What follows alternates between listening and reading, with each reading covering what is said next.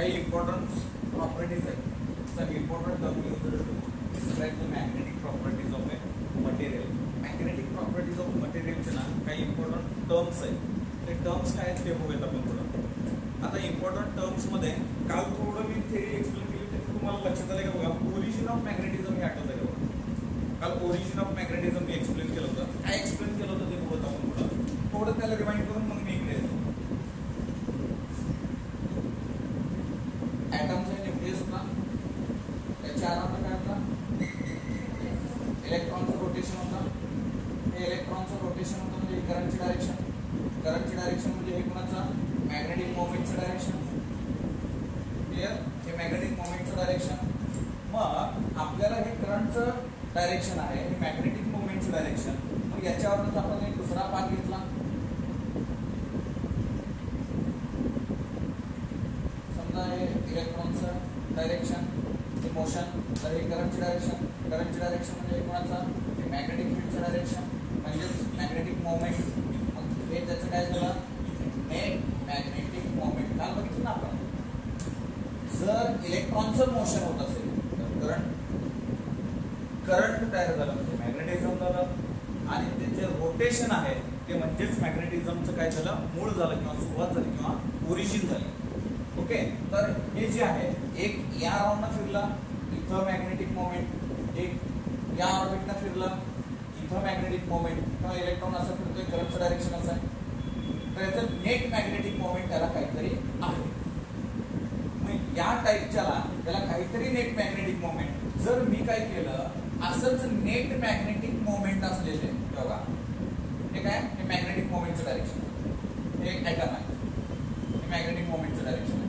एक ॲटम आहे, हे मॅग्नेटिक मोमेंटचं डायरेक्शन आहे. एक ॲटम आहे, हे एक मॅग्नेटिक मोमेंटचं डायरेक्शन आहे. प्रत्येक ठिकाणी मी काय घेतलं असे भरपूर सारे ॲटम्स आहेत ज्या ठिकाणी असं नेट मॅग्नेटिक मोमेंट त्याचा काहीतरी असणार आहे. एक सिंगल ॲटम आहे त्याला नेट मॅग्नेटिक मोमेंट आहे. Having net magnetic moment, two electrons are revolving in a different path. वेगळ्या पाथ, जरी ते सेम पाथ मध्ये फिरत असतील तर त्याचं डायरेक्शन सेम ठेवूया, अपोजिट नको, अपोजिट ठेवायला नको. तर हे जे झालं हे आता या सगळ्या अशा टाईपच्या एक सिंगल ॲटम त्याला नेट मॅग्नेटिक मोमेंट आहे, त्याला काहीतरी मॅग्नेटिक मोमेंट आहे. हे सगळे एक पर्टिक्युलर एक सबस्टन्स घेतला, एक मटेरियल घेतलं. हे सगळे ॲटम्स ज्याला नेट मॅग्नेटिक मोमेंट आहे. मग हे सगळे जर एका डब्यात आले, एका मटेरियल मध्ये आले तर बाबांनो लक्ष द्या, हा जो आहे याला कॅन्सल झाला, हा जो आहे याला कॅन्सल झाला, हा जो आहे याला कॅन्सल झाला. म्हणजे याच्यामध्ये हे एकमेकाला कॅन्सल झाले. इथं कुठल्याही प्रकारचं मॅग्नेटिक फील्ड आहे का? नाही. एक्सटर्नल मॅग्नेटिक फील्ड दिलंय का? बिलकुल नाही. मग हे स्वतः सुद्धा नेट मॅग्नेटिक मोमेंट किती झालं याच्यामध्ये? 0 झालं. इथं 0 होतं का? नाही. इथं नेट मॅग्नेटिक मोमेंट काहीतरी होतं, एकटा होता. म्हणजे एकटं होतं, लेकरू छानपैकी अभ्यास करायला लागलं. मग हे लेकरू 4 चौघात आलं म्हणजे म्हणतो ना 10वीतून हुशार होतं, घरचे म्हणायचे फार हुशार आहे, टॉपर आहे, त्याच्या शाळेतला टॉपर आहे. आणि 11वी झाल्यावर कळलं आपला मागचा नंबर आहे. कारण इथं आपल्यापेक्षा बी 101 आहे. ज्यावेळेस आपण कॉलेजमध्ये सगळीकडले टॉपर एकत्र येत आहेत त्यावेळेस आपल्याला वाटतं आपण कुठतरी अडचणीत आहे. मग या अशा अडचणीमध्ये मग 4 काळके अशी भेटते, राहू दे अभ्यास करून कुणाचं भलं झालंय. मग हे भलं होतच नाही. इथं काय झालं, अभ्यास करत होतं ते बी बॉम्ब झाली, 0 झालं. ते असं ठरलेलं आहे. कॉलेज कुमार म्हटलं की 4 दिवस आलेला असते, हवा गेलेली असते. कॉलेज म्हटलं की पिक्चर मध्ये लाईव्ह वाट बघितलेली असते. आम्ही पिक्चर मध्ये कसं असतं, गेल्या गेल्या अशी ट्रे मस्त की झटका घेताय, बॉम्बलच लय अवघड असते. सर सगळ्यात डेंजर अभ्यास आहे तो. बरं वाटतं आता 10वी लय भारी होती, छान छान अभ्यास करायचा, मास्टर छान छान सांगायचे. इथं एवढा बॉम्ब आहे की नाकी नव आलंय तुमचं एक फिजिक्स बघून. सर बाकीचे विषय तर बट्ट्या पडायचं. म्हणजे हे जर बघितलं हे सगळं एकत्र होतं, कुठतरी पाठ करायचं होतं, एक लिमिटेड होतं. आता काय झालं माहिती का, वाढलं आणि वाढून सगळं डोकं काय झालं 0 होऊन बसलं. म्हणजे त्याचा नेट मॅग्नेटिक मोमेंट संपला. मग परत काय केलं, परत मास्तरनं घरच्यांना बोलवलं, तुमचं पिढगा अभ्यास करीना. मग सांगितल्यामुळे काय झालं, एक्सटर्नल फोर्स दिला. एक्सटर्नल मॅग्नेटिक फील्ड दिलं. एक्सटर्नल मॅग्नेटिक फील्ड दिल्यावर लेकराला वाटलं नाही आपल्याला अभ्यास करावा लागतो. External magnetic field not equal to 0 म्हणजे काहीतरी दिलं, फोर्स लावला आणि फोर्स मास्तरला घेऊन लावला. इथून मास्तर ताप द्यायला, तिथं घरी गेली की माहिती ताप द्यायची. दररोज आठवण करून देते, तुझी बारावी मला दररोज आठवण करून. तुम्ही काहीतरी आगाऊपणा करा, तुम्हाला चुटकून सांगतात बाळा तुझी बारावी आहे. कुठे बाहेर चालले की ते तुम्हाला आठवण करून देतात तुझी बारावी आहे. पुन्हा त्यांना जीव ऐकत नाही. होत आहे असं नेतात ते. मग इथं आपल्याला ही फोर्सफुली, मग ह्यांना काय करावं लागतं नीट लक्ष द्या. ह्यांना फोर्सफुली स्टडी करावा लागतो. म्हणजे इथं बघा हे सगळे एका डायरेक्शन मध्ये अलाइन झाले. म्हणजे आता ग्रुप अभ्यास करायला चालू केला का, त्या ग्रुपला कळलं आता काय आपलं खैर नाही, आपल्याला अभ्यास केल्याशिवाय पर्याय नाही. म्हणून मग याच्यामध्ये नेट मॅग्नेटिक मोमेंट पुन्हा काय झाला, काहीतरी आला. बघा नीट लक्ष द्या. 10वीत होतं, टॉपर होतं, अभ्यास करत होतं, त्यात काळजी मिळाली, सत्यानाश झाला. मग परत पप्पाने मास्तरने बडवलं, सरळ मार्गात आणलं. ते काय झालं, पुन्हा अभ्यास करू लागलं, पुन्हा रुटीन मध्ये लागलं. कारण 11वीतून त्याला पुन्हा डोक्यात त्याच्या पेटलं, नाही 12वीला 1 वर्ष अभ्यास करू, एवढं 1च वर्षी अभ्यास करायचा आहे. पुन्हा ही अंधश्रद्धा पुढे गेल्यावर आता इथं हे जे आहे हे स्ट्रॉंग मॅग्नेटिक फील्ड दिलं. म्हणजे हे काय करायला लागलं, नेट मॅग्नेटिक मोमेंट. ह्या सगळ्या प्रोसेसला एक लक्ष द्यायचा, या सगळ्या प्रोसेसला आपण म्हणायचं मॅग्नेटायझेशन. रिपीट मॅग्नेटायझेशन कशाला म्हणलं बघा. एक सिंगल आयटम होता, नेट मॅग्नेटिक मोमेंट होता.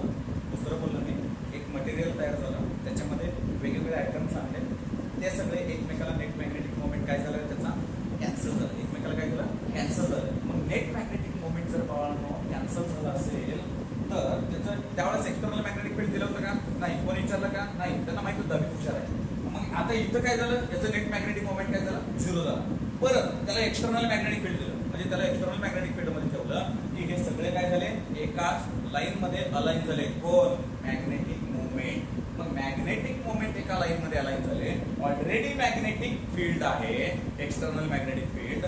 या प्रोसेसला आपण काय म्हटलं, मॅग्नेटायझेशन म्हटलं. So what is mean by magnetization? It is defined as the ratio of net magnetic moment per unit volume. समझे क्या परत एकदा काय म्हणायचं, it is defined as the ratio of net magnetic moment per unit volume. Clear आहे? Okay, this is called as magnetisation. Magnetisation म्हणजे नेमकं काय. ओके, सो आता जर मला थोडं पुढचा जर पॉइंट थोडा मोठा जर मला पुढे जायचं म्हणजे काय, याचा असाइनमेंट काय बघा बघू. मॅग्नेटिक मोमेंट म्हणजे I × S, ampere metre square. Ampere metre square divide by metre cube, म्हणजे ampere per metre. Ampere per metre. Clear राहील, लक्षात राहील, ampere per metre. Okay, so पुढं सॉलिनॉइड ऐकलंय आपण, कुठं होतं सॉलिनॉइड, तर कुठं होतं, कुठल्या टॉपिक मधून ऐकलं त्याला, मॅग्नेटिक फील्ड मध्ये होतं, बरोबर आहे.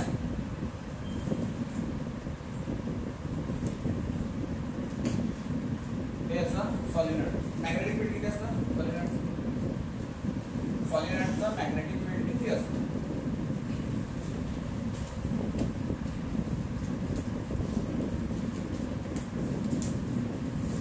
काय लोक म्हणते सर मतदान घेते आपण काय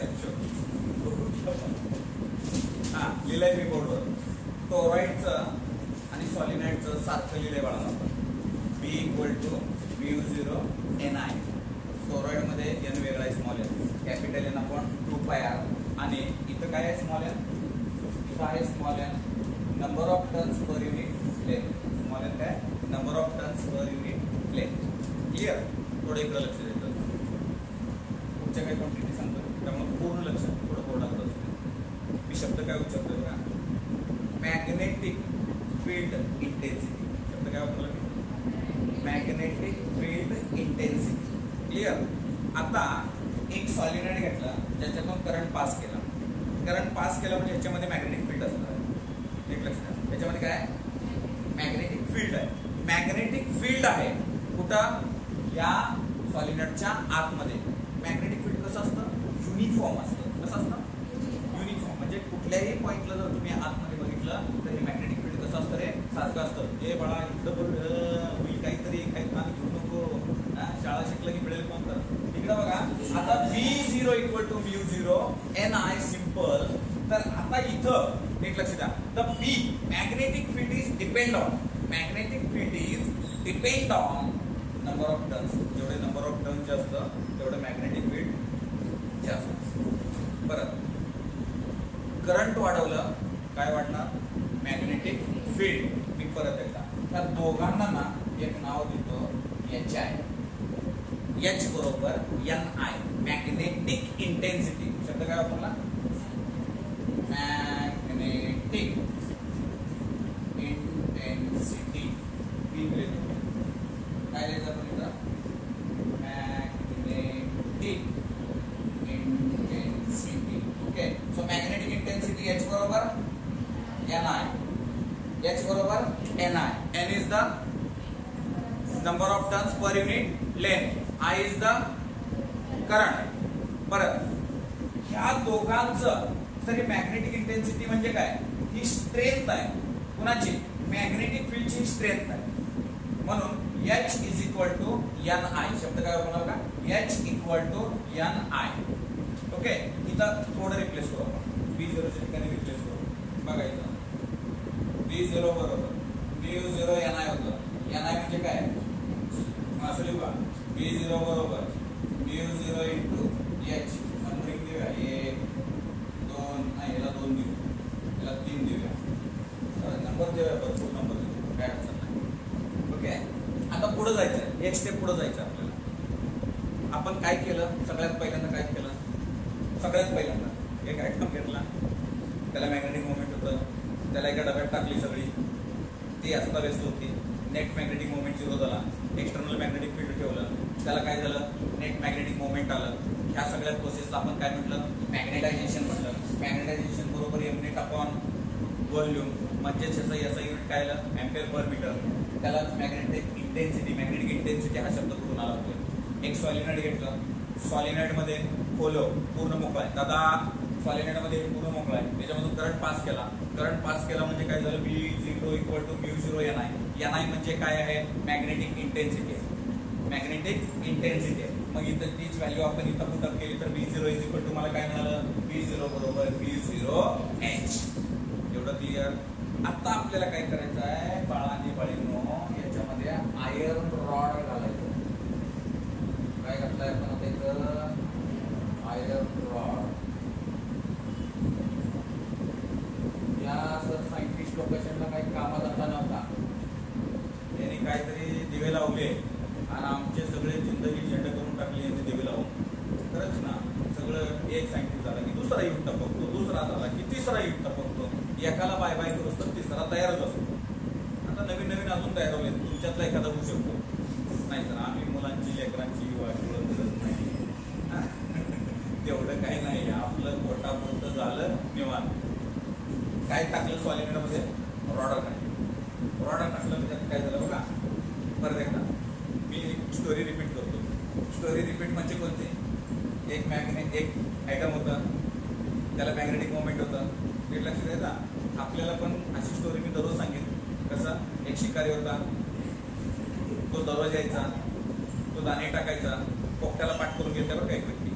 शिकारी येतो, दाणे टाकतं, जाळी टाकतं, आपण जातो, दाण्याला बघून बसतो, तिथं बसतो, खायला बसतो, आपलं पाय अडकतं, हे बडबडत पोपट जातं आणि पोपटाचा पाय कुठं अडकतो, जाळ्यात. आपल्याला माहिती आहे फिजिक्स अवघड आहे, हो. अभ्यास करायला लागते, हो. अभ्यास केला का, हो. किती केला, थोडा केला. येणार आहे का पेपरमध्ये, हो. थोडंफार येणार आहे. मग अवघड येणार आहे का, हो. अवघडच येणार आहे. मग कोंबल्यात अवघडच पडतो. मग काही सोपे प्रश्न येत असतात, ते आम्ही वाचत नसल्यामुळं, आमच्या कंटाळामुळे काही क्वेश्चन येत नसतात. फिजिक्समध्ये अशी काही क्वेश्चन आहेत, मोठे दिसले ना आन्सर शोधा. लक्षात ठेवायचं, युनिव्हर्सिटी प्रोफेशनल थोडं फिजिक्स आहे. जेवढी लाईन कमी तेवढं डोकं खाणार आहे, तेवढं आन्सर आणि त्याचं मिनिंग काय असणार आहे, जास्त असणार आहे. बरं, इथंच आपलं आयरन रॉड होतं. आयरन रॉडला कुठे टाकलं, मॅग्नेटिक फील्ड मध्ये टाकलं. मॅग्नेटिक फील्ड म्हणजे युनिफॉर्म मॅग्नेटिक फील्ड आहे ना, म्हणजे हे कुठे टाकलं, सॉलिनॉइडच्या आतमध्ये टाकलं. आता सॉलिनॉइडच्या आतमध्ये टाकलं म्हणजे बाळांनो एक net magnetic moment, already magnetic field आहे, त्याला एक दुसरे इन्सर्ट केलं. काय इन्सर्ट केलं त्याच्यामध्ये, मी त्याला म्हणतोय magnetic field intensity. Magnetic field intensity B0 is directly proportional to M. B0 is directly proportional to M. That is mean by magnetization. M means काय, magnetization. B0 लिहिण्यापेक्षा आता हा कुणासाठी आहे रे, हा रॉड साठी मॅग्नेटिक फील्ड आहे. रॉडचं मॅग्नेटिक फील्ड आहे. कसं, रॉडचं magnetisation झालं. रॉडचं काय झालं, मॅग्नेटायझेशन. परत एकदा परत पुन्हा त्याला रिपीट करावं लागतं आपल्याला. कसं बघा, इथं आलं होतं, हे सरळ लाईन मध्ये आलं होतं, इथं मॅग्नेटिक फील्ड दिलं होतं, इथं एक्सटर्नल मॅग्नेटिक फील्ड होतं. अजून एक मॅग्नेटिक फील्ड आलं, ते कोणतं आलं, या नेट मॅग्नेटिक मोमेंट. हे आयटम सुद्धा स्वतः एक मॅग्नेटिझम आहे, म्हणजे त्यांनी पण मॅग्नेटिक फील्ड असणार आहे, त्यांचं मॅग्नेटिक फील्ड आणि हे एक्सटर्नल मॅग्नेटिक फील्ड एकत्र आलं. म्हणजे आता तसंच इथं काय होणार आहे, तशीच काही गोष्ट होणार आहे. हे मॅग्नेटिक फील्ड कुणाचं आहे, रॉडचं. डायरेक्टली प्रपोर्शनल टू कुणासोबत आहे, मॅग्नेटायझेशन. मॅग्नेटायझेशन म्हणजे काय, मॅग्नेटिक मोमेंट नसलेलं मॅग्नेटिक मोमेंट आलं. मग मॅग्नेटिक मोमेंट कुणाला नव्हतं, रॉडला नव्हतं. सरळ साधं गोष्ट सांग. ते काय केलं, एक पाईप घेतली, त्याच्यावर कॉईल गुंडाळलं, त्याच्यामध्ये आतमध्ये मॅग्नेटिक फील्ड आहे. दुसरं रॉड टाकलं तिथं, त्या रॉडला मी दुसरं काहीतरी खूप चिटकवतो, अजून एक रॉड, तर त्याच्यामध्ये मॅग्नेटिक फील्ड तयार होतं. सोपं. हे मॅग्नेटिक फील्ड आहे, त्याला रॉड लावतो, त्याला दुसरा रॉड आणला तर चिटकेल का, ट्रायल घ्यायचं, त्याला इथं मॅग्नेट जोडायचं, दुसरं इथं कुठतरी मॅग्नेट चिटकलं की नाही बघायचं, त्या रॉडला चिटकलं, अट्रॅक्ट करून घेतं. का सांगतो, कारण तीच मॅग्नेटिक प्रॉपर्टी कुणामध्ये येते, रॉडमध्ये येते. तसंच पद्धतीनं ह्या मॅग्नेटिक फील्डमुळं ह्याची मॅग्नेटिक प्रॉपर्टी कुणामध्ये जाते, रॉडमध्ये. आणि त्या रॉडची मॅग्नेटिक फील्ड हा डायरेक्टली कुणासोबत आला, मॅग्नेटायझेशन सोबत झाला. मॅग्नेटायझेशन कुणावर डिपेंड आहे, एम नेटवर. एम नेट आणि व्हॉल्यूमवर डिपेंड आहे. समजा लागलं का बघा, थोडं जास्त डिटेल चालू, एवढं डिटेल या पुस्तकात नाहीये. छोटं शिकवत होतो, निघत होतो. थोडं सीईटीमुळे ह्या वर्षी जास्त अति डिटेल चालू होतं, तर एवढं मी डिटेल जाऊन आलं की आम्हाला याद लागेल. So Bm is equal to μ0 into m. परत एकदा Bm equal to μ0 into m. माझा प्रश्न, रॉड नव्हतं तेव्हा magnetic field B0 equal to μ0h. Rod टाकलं तेव्हा मॅग्नेटिक फील्ड Bm बरोबर μ0 इंटू m. इतना समज रहे ना, पक्का सही है. इथे येऊ मिळग्यानो, रॉड नसतानाच मॅग्नेटिक फील्ड, रॉड असतानाच मॅग्नेटिक फील्ड, म्हणजे नेट मॅग्नेटिक फील्ड पाहिजे. काय पाहिजे, नेट मॅग्नेटिक फील्ड किती आहे, बी नेट. बी वापरतो, बी म्हणजे नेट मॅग्नेटिक फील्ड. कोणाकोणाचं, B0 plus Bm. B0 plus Bm. B0 कधी, B0 कधी, सर तुमचा प्रश्न, फिजिक्स तुमचा, मेरे कुठल्या पिक्चरच्या समोरची टॅगलाईन आम्ही विसरणार नाही. काय, या चित्रपटातील सर्व पात्र हे काल्पनिक आहेत. यदा या चित्रपटातला कुठलाही भाग किंवा कुठलाही डायलॉग जर तुमच्या आयुष्याशी संबंधित असेल तर तो निव्वळ योगायोग असावा. त्याचा आणि तुमच्या लाईफची काही मात्र संबंध नाहीये. दिग्दर्शक आणि पहिली लाईन असते.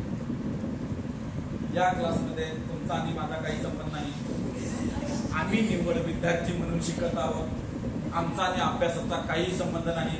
चुकून तुम्ही प्रश्न विचारला आणि आम्ही उत्तर दिलं तर ते निव्वळ योगायोगाचा वाद. तुमच्या फिजिक्स सोबत आणि आमचा काही मात्र संबंध. थोडं बाळावर लक्ष द्या. थोडं ऍटलिस्ट हे तुमच्यासाठी उत्तर आहे.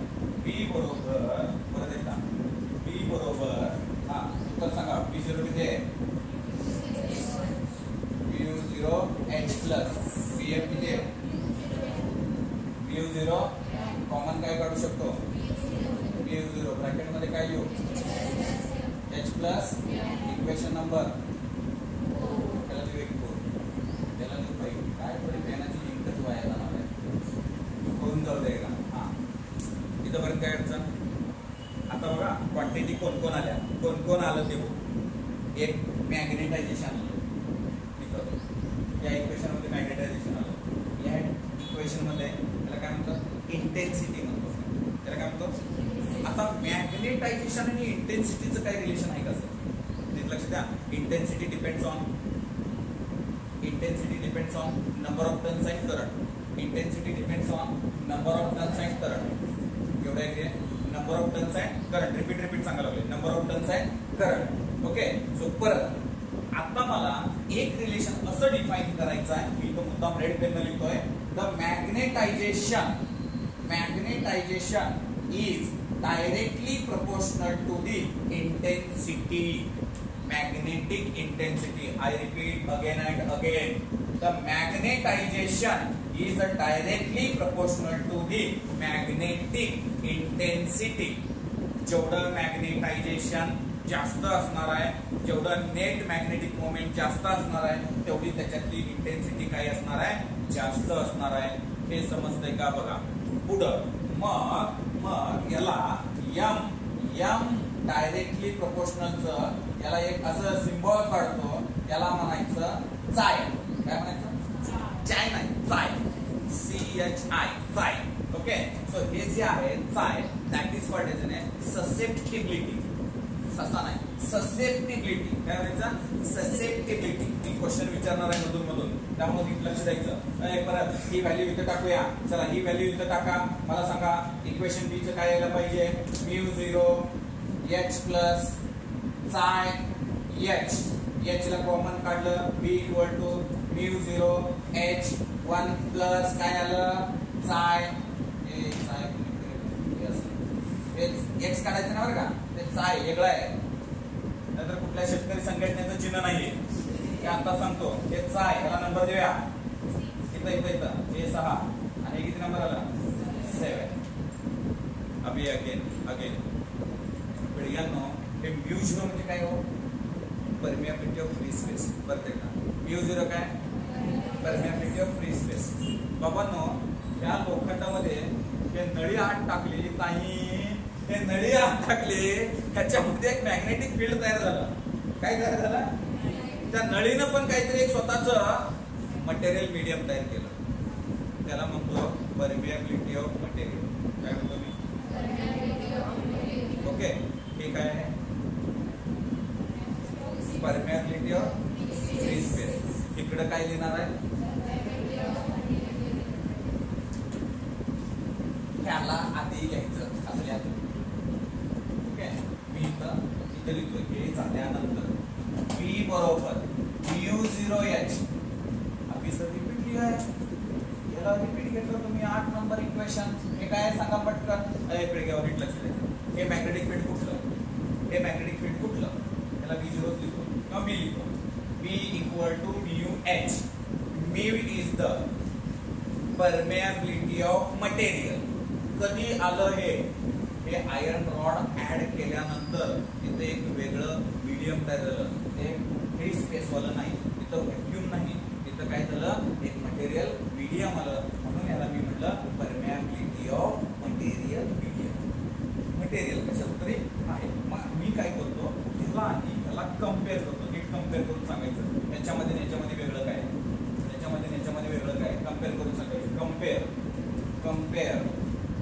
कम्पेअर इक्वेशन 7 आणि 8 बोलो कम्पेअर इक्वेशन 7 आणि 8 पटकन सांगायचं कम्पेअर करायचं दोघांमध्ये वेगळं काय आहे ए तर बी आहे का बी आहे बीला बी डिस्काउंट एच आहे का याच्याला डिस्काउंट रिमेनिंग वाला लिहूया आपण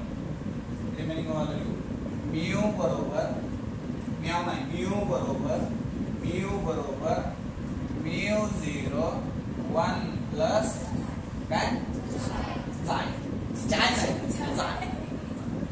ओके सो हे जे आहे ते mu equal to μ0 1 plus okay so आता ह्या ह्याला खाली पाठवतो μ/μ0 बरोबर 1 plus psi.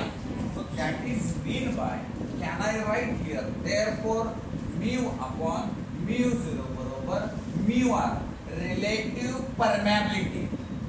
काय म्हटलं? सर permeability आलाय. Relative permeability, permeability of free space, permeability of material, medium.